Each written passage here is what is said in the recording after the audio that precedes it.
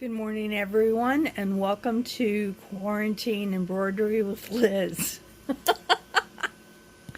We've been on lockdown here in Virginia since March.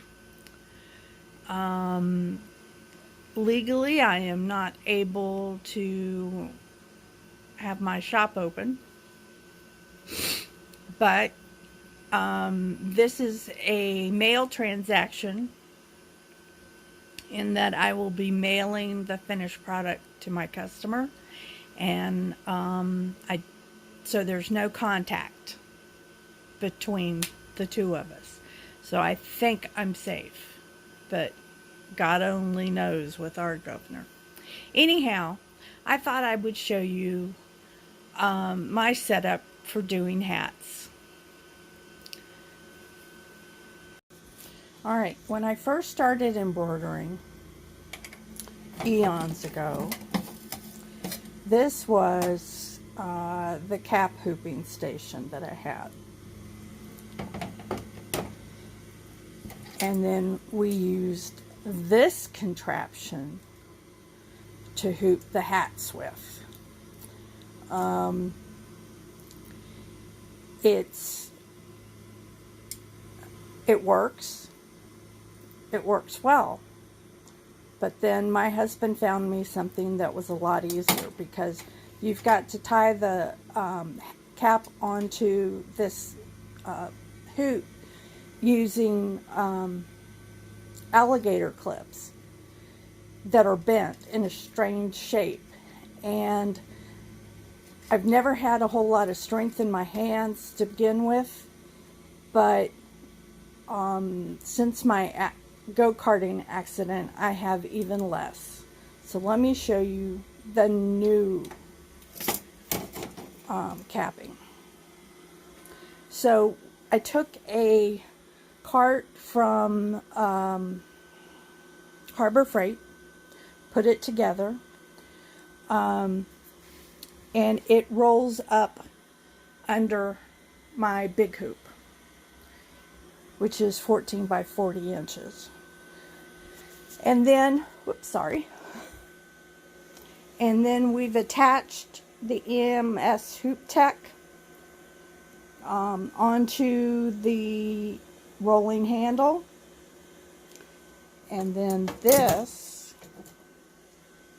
is now my cap hoop. A lot simpler to use, trust me. I can do this one-handed. And I will try and film it, but I'm going to put the camera remote so that I can use both hands, because, like I said, my hands got crushed the end of February. We went to an electric go-kart track in Richmond, and I had 500 pounds of sand sitting on top of both my hands, so they're not as functional as they used to be. But let me get the camera into the holder, and we'll go from there. Did I also mention that this system is made in the USA? Now, unfortunately, my machine's not, but that's all right. I love her anyway. But all my hoops, both the capping hoop and my magnetic mighty hoops, are all made in the USA. I've stopped buying made in China.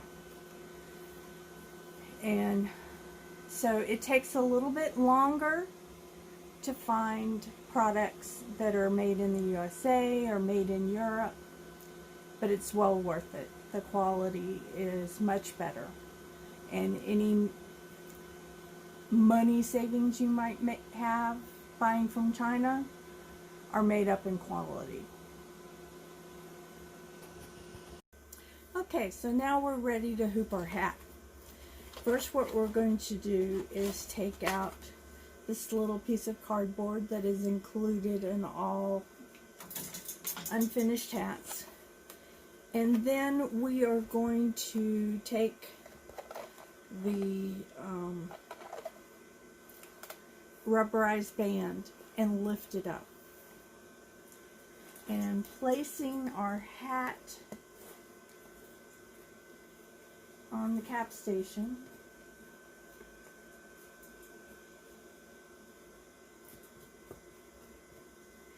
we are going to tuck the back of the cap. I don't know what this is called in real life, but I call it my stretcher, so that it makes the cap sit nice and flat. We've already put in our stabilizer underneath. I use tearaway, and then pulling down. There's a clip here on the side. Clip, and you're done.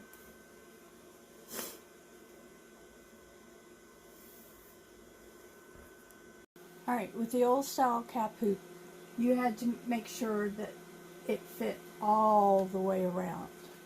With this one, you only have to worry about the front half. There are tabs that line up for the center, and it corresponds with these tabs here on the driver. Simple, easy, snap and click.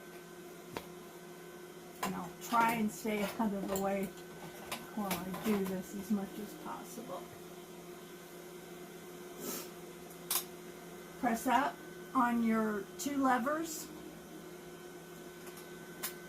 Well, I'm going to have to stand up.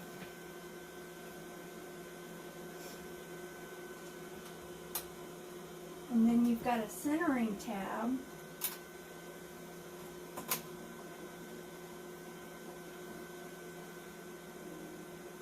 And you press till you hear the click.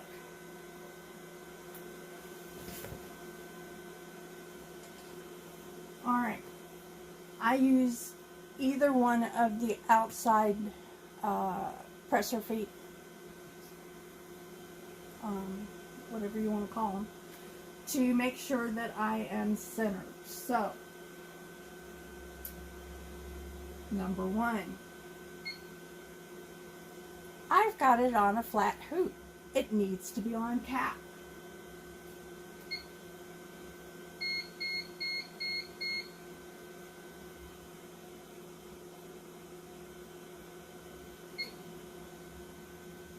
Because if it isn't, it's not going to sew. And I should have checked that before I even put it on there. I know better. Alright, so we want to take this foot, hold it down, and put it over the center seam of the cap. That makes sure that we have it lined up properly. Then I'm going to hit the trace button on my machine and make sure my design fits on the cap.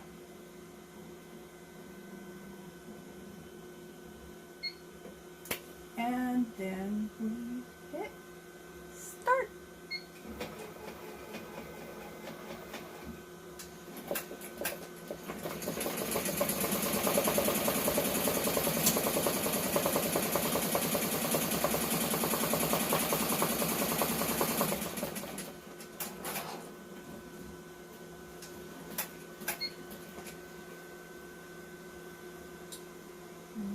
I know I've got scissors around here somewhere, so I need to turn my thread.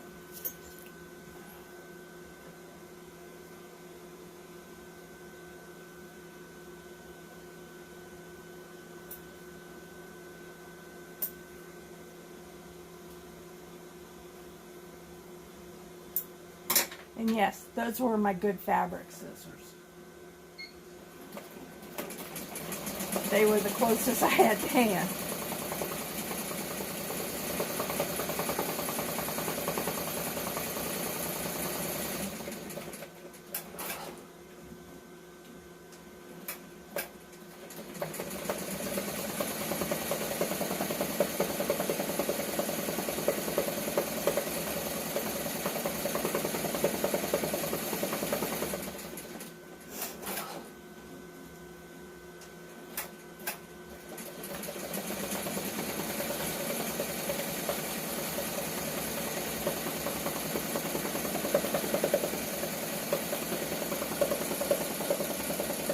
Alright, so the cap's finished sewing out. We're going to take it off the cap driver and I'll show you our finished design.